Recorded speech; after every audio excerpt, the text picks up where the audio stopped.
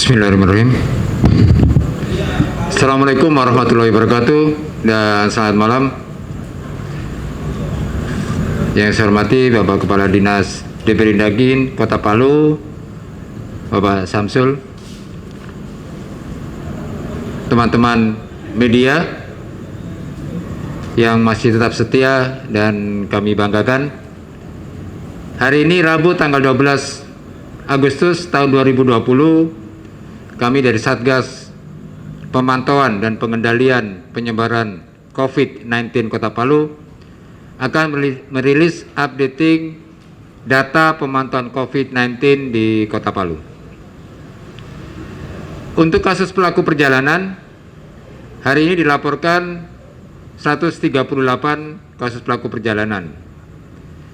Dan yang telah selesai dilakukan pemantauan total hingga hari ini sejumlah 4.248.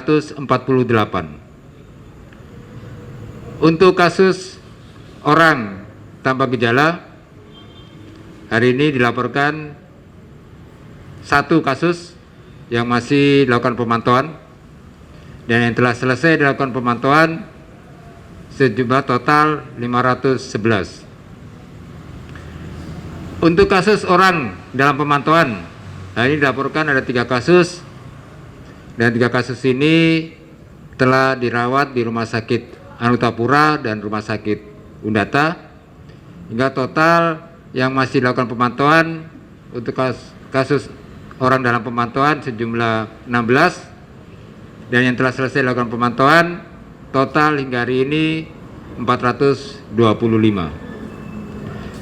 Untuk kasus pasien dalam pengawasan, hari ini tidak ada laporan kasus baru.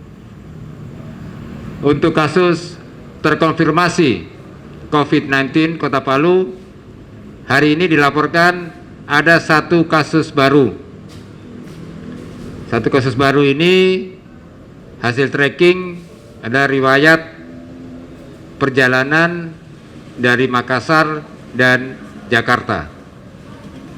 Jadi dari Makassar, Jakarta, setelah mengalami gejala yang khas sesuai dengan gejala COVID, dilakukan swab tanggal 10 Agustus kemarin, dan telah keluar hasil labnya hari ini dinyatakan terkonfirmasi positif. Dan yang bersangkutan, kasus ini telah dirawat di Rumah Sakit Undata. Total kasus Kota Palu yang terkonfirmasi hingga hari ini sejumlah total 49 kasus, dan yang telah dinyatakan sembuh 43 kasus, masih dirawat sejumlah 3, 2 di Rumah Sakit Madani dan 1 dirawat di Rumah Sakit Undata. Yang mengatakan meninggal 3. Selanjutnya informasi dari pos lapangan pemeriksaan kesehatan di pintu-pintu masuk Kota Palu. Dilaporkan di pos Pantoloan kasus yang ditemukan 32 kasus pelaku perjalanan. Di pos Taweli 68 kasus pelaku perjalanan. Di pos Watu Sampu 126 kasus pelaku perjalanan. Di pos Bandara Sisal Jufri 362 pelaku perjalanan.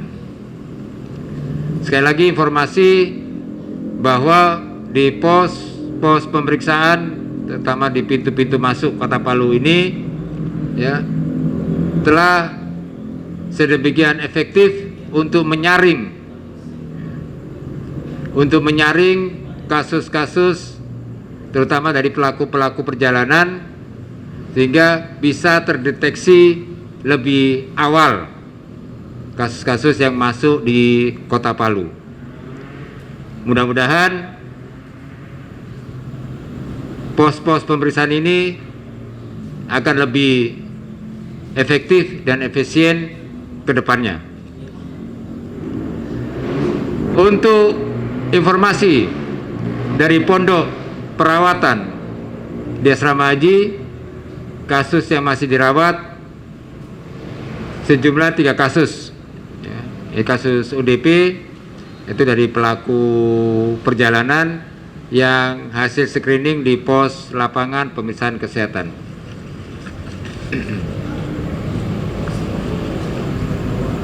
Informasi tambahan bahwa beberapa provinsi tetangga kita dari Sulawesi Selatan, kasus yang bertambah hari ini dilaporkan 90 kasus. Ya. Dari Sulawesi Utara hari ini 13 kasus. Gorontalo hari ini tertambah 47 kasus. Sulawesi Tenggara 24 kasus. Jadi dengan makin bertambahnya kasus-kasus di provinsi tetangga dari Sulawesi Tengah, mudah-mudahan kasus-kasus yang pelaku perjalanan dari daerah-daerah tersebut bisa terdeteksi sejak dini di pintu-pintu masuk Kota Palu. Demikian informasi pemantauan COVID-19 di Kota Palu hari Rabu tanggal 12 Agustus tahun 2020. Selanjutnya ada informasi dari Bapak Kepala Dinas Deperindak, Pak Samsul, silakan.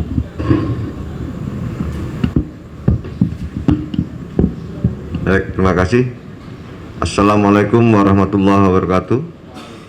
Yang saya hormati Dr. Rahmat selaku Ketua Surveilan, teman-teman media dari Media Center dan Kominfo, kembali kami sampaikan barang masuk dan ketersediaan barang yang dibutuhkan oleh masyarakat, khususnya barang penting atau bahan pokok. Untuk hari ini masuk dari 3 pintu. Untuk beras sekitar 50 ton, kemudian gula terpantau 15 ton, kemudian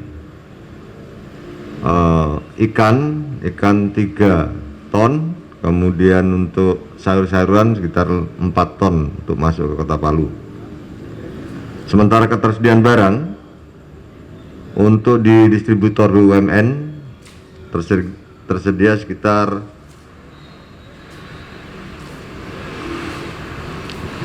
2.250 ton untuk di Bulog dan PPI. Kemudian di distributor, salah satu distributor tersedia sekitar 26 ton. Kemudian untuk di pasar Masomba untuk hari tadi tersedia sekitar 10 ton, ada penambahan dari kemarin. Manonda itu sekitar 25 ton dari beberapa pedagang-pedagang besar. Kemudian untuk minyak di BUMN, salah satu BUMN, minyak goreng tersedia sekitar 36,89 ton. Kemudian untuk di salah satu distributor besar tersedia sekitar 84.616 liter. Adapun harga untuk beras di pasaran 9,5 sampai 12,5. Untuk gula 12,5 tetap sampai dengan 17 untuk di tingkat pengecer. Kemudian minyak itu 12 sampai 14 tergantung merek yang ada. Kemudian untuk telur di 2 distributor telur tersedia sekitar 24.000 butir dengan harga berkisar antara 35 sampai dengan 60 per rak.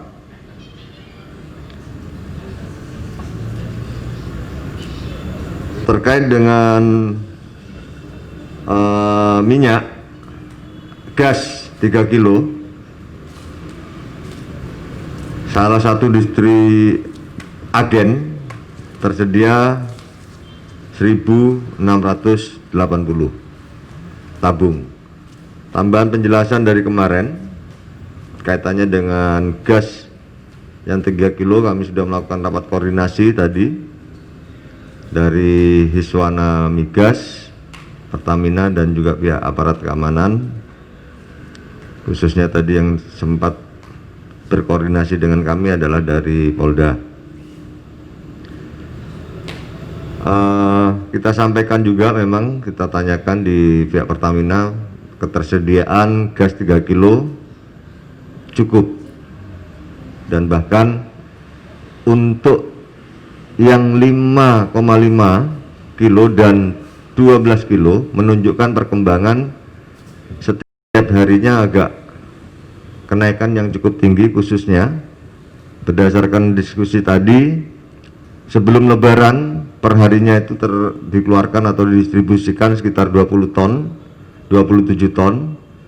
Setelah Idul Adha rata-rata meningkat dan bahkan sampai ada yang 60 ton per hari. Artinya saat ini kebutuhan mulai meningkat, berarti beberapa usaha-usaha yang terkait dengan gas mulai bergerak. Ini yang hasil analisa yang telah kita lakukan dengan beberapa dari Pertamina dan Hismawan tadi siang sampai sore.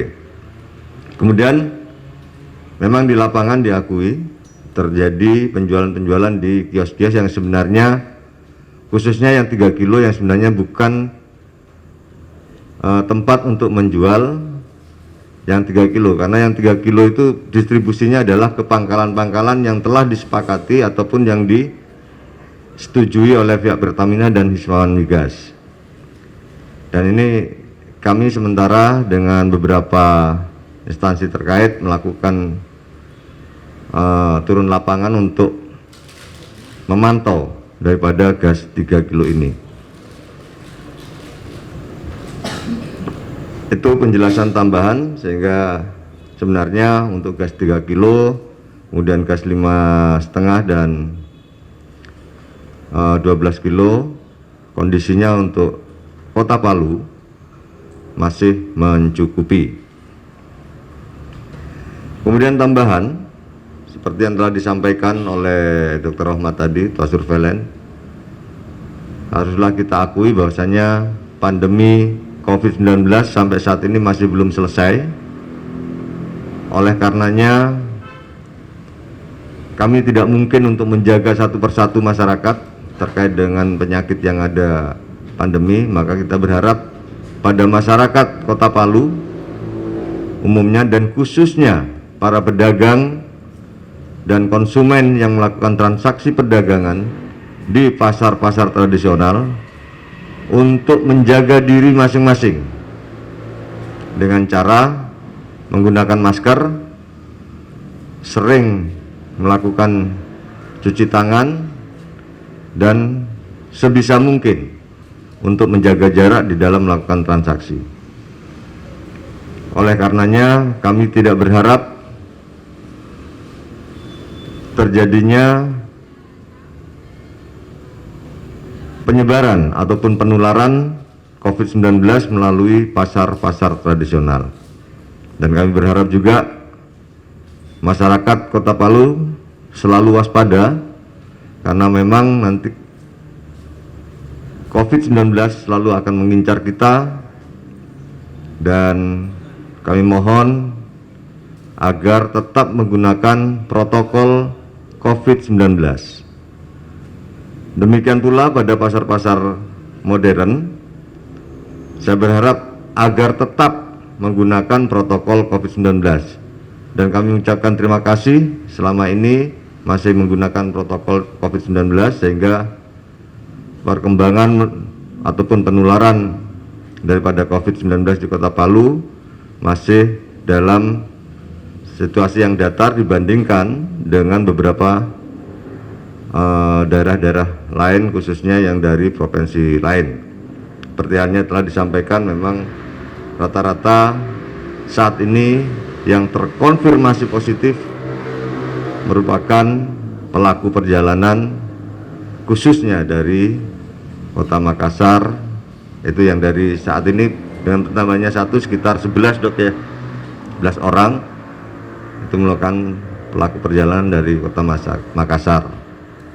Kami berharap pada Bapak Ibu sekalian, khususnya masyarakat Kota Palu, mari kita sama-sama menjaga diri kita masing-masing, keluarga dan orang terdekat kita agar tidak tertular COVID-19.